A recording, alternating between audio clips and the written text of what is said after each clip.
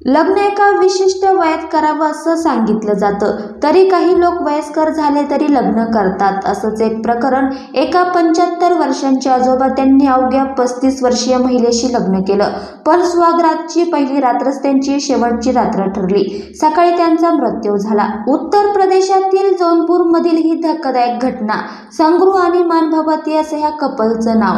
कुचमुच गावात राहणारे 75 वर्षाचे संग्रूराम, ज्यांनी जलालपूरमधील 35 वर्षीय मानभवतीशी लग्न केलं. संग्रू हे शेतकरी. त्यांचं आधी एक लग्न झालं होतं. पहिल्या पत्नीचं 1 वर्षांपूर्वीच निधन झालं होतं, पण त्यांना मुलंही नव्हती. ते एकटेच राहत होते. गावकऱ्यांच्या म्हणण्यानुसार संग्रूराम गेल्या काही दिवसांपासून पुनर्विवाह करण्याबद्दल बोलत होता. गावकऱ्यांनी त्यांना खूप वयस्कर असल्याचं सांगून परावृत्त करण्याचा प्रयत्न केला, पण त्यांनी नकार दिला.